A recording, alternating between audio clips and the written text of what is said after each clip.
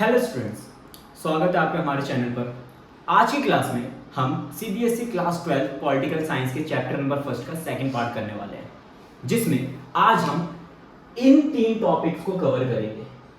Mainly इन तीन topics को cover करेंगे, लेकिन इन टॉपिक्स को शुरू करने से पहले हम एक बार छोटी सी झलक मार लेते हैं कि हमने प्रीवियस क्लास में क्या पढ़ा था, ताकि आपको एक आइडिया हो जाए, रफली आइडिया हो जाए कि हम इस चैप्टर में कर क्या रहे हैं।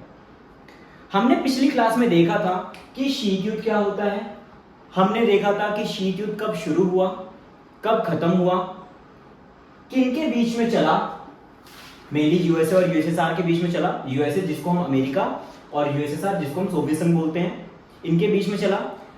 यूएसए जिसमें 12 देश शामिल थे, यूएसएसआर जिसमें 15 देश शामिल थे। यूएसए का हेड था अमेरिका और यूएसएसआर का हेड था रशिया। तो बेसिकली हमने इन चीजों को देखा था, जिससे हमें समझ में आया था कि इस चैप्टर में हम क्या करने वाले हैं। आज की क्लास में हम उससे आगे का टॉपिक शुरू करेंगे, और जिसमें हमारा सबसे पहला जो टॉपिक होगा वो होगा क्यूबा मिसाइल संकट। क्यूबा मिसाइल संकट करेंगे हम, ठीक है। तो आइए शुरू करते हैं आज के पहले टॉपिक के साथ में, क्यूबा मिसाइल संकट। और ये घटना कब की है? ये घटना है 1962 की, ठीक है। तो अगर आपसे कोई डेट पूछे कि भाई क्यूबा मिसाइल संकट कब हुआ था, तो आप बता पाओगे कि 1962 में क्यूबा मिसाइल संकट की घटना घटी थी। अब क्यूबा मिसाइल संकट को समझने के लिए आपको एक मैप के थ्रू समझाऊंगा। हाँ, मेरे ड्राइंग पे हंसना नहीं, लेकिन आपको समझ में आ जाएगा कि क्यूबा मिसाइल संकट क्या था, ठीक है। मान के चलो ये है अमेरिका, यूएसए, ठीक है। यूएसए के जस्ट नीचे बिल्कुल चिपका हुआ एक छोटा सा द्वीपीय देश था क्यूबा। क्यूबा द्वीपीय देश का मतलब क्या होता है? एक आइलैंड जो चारों तरफ पानी से घिरा हुआ होता है, उसको हम बोलते हैं द्वीप, आइलैंड। और रशिया या फिर हम कह लें यूएसएसआर, यूएसएसआर इस तरफ था, ठीक है। यूएसए के राष्ट्रपति का नाम था उस समय John F Kennedy. John F Kennedy. Cuba के राष्ट्रपति का नाम था फिदेल कास्त्रो। Fidel Castro. और यूएसएसआर के उस समय जो नेता थे उनका नाम था निकिता खुश्चेव। तो आइए देखते हैं ऐसी क्या घटना घटी जो क्यूबा मिसाइल संकट इतिहास के पन्नों पर दर्ज हो गया। देखो, क्यूबा जो था वो अमेरिका के पास लगा एक छोटा सा द्वीपीय देश था, लेकिन अमेरिका के पास होने के बावजूद भी इसका जो कनेक्शन था वो था यूएसएसआर के साथ। क्यों यूएसएसआर के साथ था? क्योंकि यूएसएसआर जो था वो क्यूबा को हर तरह की सहायता प्रदान करता था, हर तरह की हेल्प करता था, चाहे वो मिलिट्री हेल्प हो, चाहे वो वेपन्स हो, चाहे वो इकोनॉमिक हेल्प हो, हर तरह की हेल्प प्रोवाइड करता था। इसीलिए उसका जो कनेक्शन था वो यूएसएसआर के साथ ज्यादा था और अमेरिका के साथ ना के बराबर था। अब इसी चीज का फायदा उठाते हुए यूएसएसआर ने सोचा कि क्यों ना क्यूबा के लैंड का यूज अपने फायदे के लिए किया जाए, ठीक है। तो यूएसएसआर ने क्या किया? यूएसएसआर ने क्यूबा के लैंड को अपने सैनिक अड्डे, मिलिट्री बेस में कन्वर्ट कर लिया, अपने सैनिक अड्डे में बदल दिया, और यहां पर क्या किया? अपनी सेना का रखरखाव करने लग गया, और यहां पे अपनी परमाणु मिसाइलें तैनात कर दी। कुछ इस तरीके से परमाणु मिसाइलें तैनात कर दी और उसका फेस अमेरिका की तरफ कर दिया। अब यूएसएसआर अगर चाहता, कभी भी वो अमेरिका के 3/4 लगभग 75% हिस्से को कभी भी नष्ट कर सकता था। अमेरिका को इसकी कोई खबर नहीं थी। अमेरिका को इसकी कोई खबर नहीं थी। अमेरिका को कब पता चला?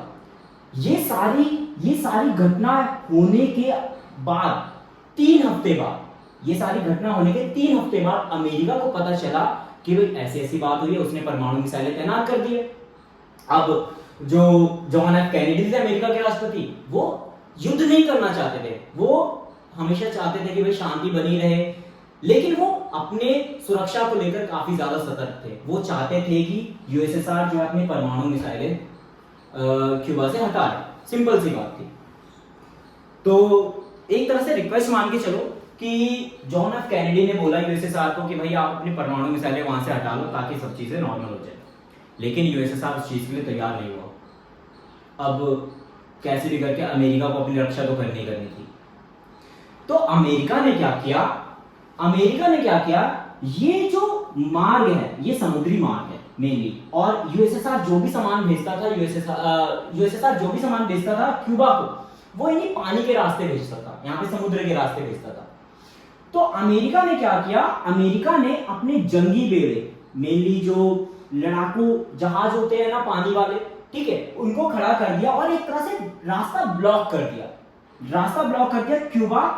क्यूबा और यूएसएसआर के बीच का रास्ता ब्लॉक कर दिया, ताकि अगर यूएसएसआर कोई भी सामान भेजे यहाँ पर तो रास्ते में रोक लिया जाए।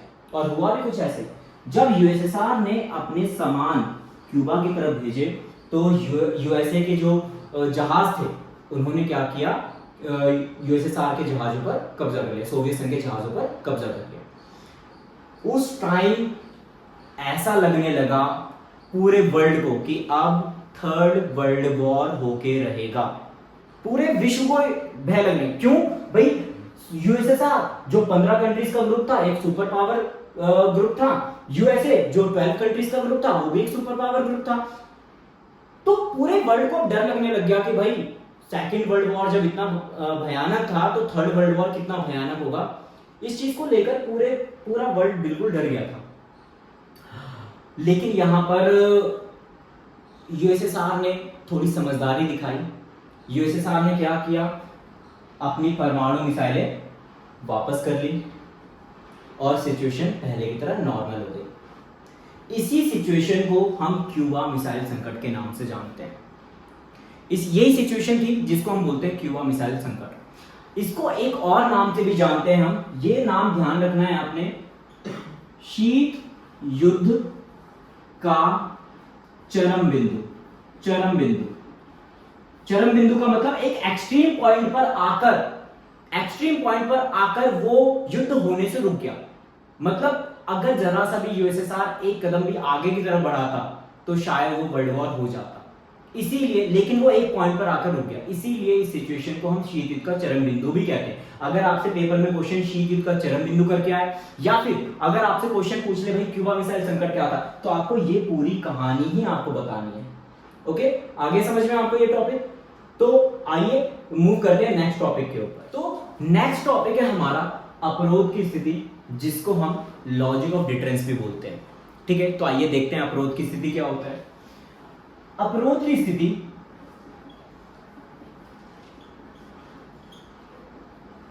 यहां पर अपरोध का मतलब होता है एक तरह से रुकावट। अगर सिंपल वे में समझे तो ऐसी स्थिति जहां पर चाहकर भी हम चाहते हैं युद्ध करना फिर भी युद्ध नहीं कर सकते, ऐसी स्थिति को हम अपरोध की स्थिति कहते हैं। इसको थोड़ा और अच्छे से समझने के लिए हम एक छोटा सा एग्जांपल लेते हैं। अगर आपको ये एग्जांपल आपने समझ लिया तो आपको अपने आप समझ में आ जाएगा कि अपरोध की स्थिति क्या होता है। ठीक है, छोटा सा एग्जांपल है, ए एंड बी दो पर्सन है और दोनों इक्वली पावरफुल जैसे उस समय यूएसए एंड यूएसएसआर थे, ठीक वैसे ही मान के चलो ये दोनों बिल्कुल इक्वल पावरफुल है। ठीक है, दोनों के अपने अपने ग्रुप है और उनके ग्रुप में उनके दोस्त वगैरह बहुत हट्टे कट्टे दोनों के पास है। अगर ऐसी सिचुएशन में दोनों के बीच में अगर वॉर हो जाए तो क्या होगा? अगर ए ने बी के ऊपर आक्रमण कर दिया और बी को मारने लग गया, मारा, तो क्या बी शांत रहेगा? कभी नहीं, बी भी ए के ऊपर आक्रमण कर देगा। अगर ए बी के 5 बंदों को मारता है तो बी भी कहीं ना कहीं 2-3 बंदों को तो मार ही सकता है, जाहिर सी बात है भाई, दोनों इक्वल पावरफुल है। अब ऐसी सिचुएशन में अगर एक समझदार व्यक्ति होगा तो क्या करेगा? समझदार व्यक्ति होगा तो वो युद्ध करने से बचेगा, क्योंकि नुकसान दोनों को हो रहा है यहां पर। ठीक है, अगर ए बी को नुकसान पहुंचा रहा है तो उसका नुकसान ए को भी हो रहा है, ए के भी तो 2-3 बंदे मर रहे हैं ना। तो ऐसी सिचुएशन में ए और बी दोनों क्या करेंगे? दोनों चाहेंगे युद्ध करना लेकिन फिर भी युद्ध नहीं करेंगे। क्यों? क्योंकि अगर युद्ध होगा तो नुकसान उससे दोनों को ही होगा। अब हम आज की क्लास के लास्ट टॉपिक को देखते हैं, जो है छोटे देशों का शोषण। देखो एक्चुअली में होता क्या था कि जो बड़े बड़े देश होते थे ना पहले के टाइम पे, वो छोटे छोटे देशों को अपने कंट्रोल में रखते थे। ठीक है, रीजन कुछ नहीं था, रीजन सिर्फ यही था कि उन छोटे छोटे देशों से बहुत सारी चीजें मिल जाती थी उनको। हमने एक अभी छोटा सा एग्जांपल देखा था, जैसे यूएसएसआर कहीं ना कहीं क्यूबा के ऊपर अपना कंट्रोल रखता था, क्योंकि बहुत सारी चीजें उनको क्यूबा से मिल जाती थी। ठीक है, तो इस वाले टॉपिक में हमें मेनली यही क्वेश्चन देखना है कि जो बड़े बड़े देश होते थे, बड़ी बड़ी महाशक्तियां होती थी, वो छोटे छोटे देशों पर अपना नियंत्रण क्यों रखती थी, रीजन क्या थे उसके पीछे। तो कई सारे रीजन थे। ठीक है, ये क्वेश्चन आपका मेनली 4 नंबर का क्वेश्चन आएगा, तो आपको 4 पॉइंट लिखने हैं इसके। ठीक है, जिसमें से हमारा जो सबसे पहला पॉइंट होगा, जो हमारा सबसे पहला रीजन होगा, वो होगा हमारा भूमि। ठीक है, लैंड।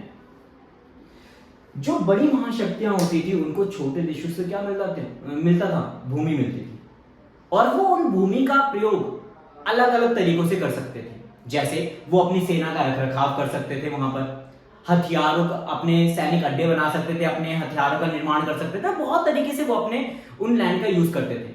और इसीलिए वो छोटे देशों को अपने कंट्रोल में रखते थे, ताकि उनको एक एक्स्ट्रा स्पेस मिल जाए जहां पर वो अपना काम कर सके। तो पहला रीजन तो ये था। दूसरा रीजन था,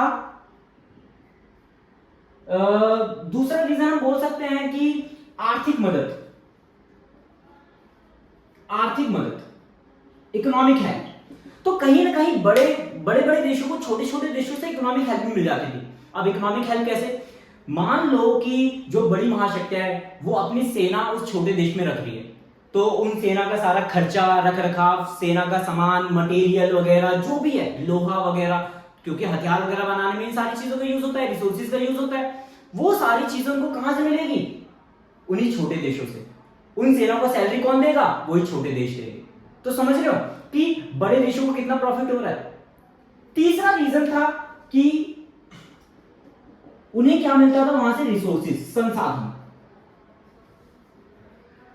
देखो कोई भी देश अपने आप में संपूर्ण नहीं होता, चाहे कितना भी बड़ा देश हो, कुछ ना कुछ वहां पर कमी होती है, किसी ना किसी संसाधन की कमी होती है, और उसके लिए उसको दूसरे देश पर डिपेंड होना पड़ता है। इसीलिए जो बड़ी महाशक्तियां होती थी वो छोटे देशों को देखती थी कि कहां पर संसाधनों के विशाल भंडार है। ठीक है, इसलिए वो उन देशों को पकड़ती थी। यही रीजन होता था कि बड़ी महाशक्तियां छोटे देशों के पास जाती थी, ताकि उनको वहां से वो संसाधन मिल सके और वो उन संसाधन का प्रयोग करके अपना विकास कर सके, ताकि अपना डेवलपमेंट अच्छे से हो सके। इसीलिए वो छोटे देशों को के ऊपर अपना कंट्रोल रखती थी।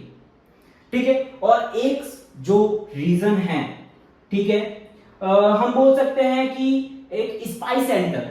ठीक है, स्पाई सेंटर को हम क्या बोल सकते हैं, स्पाई सेंटर को मेनली हम क्या बोल सकते हैं, एक तरह से जासूसी करने के लिए।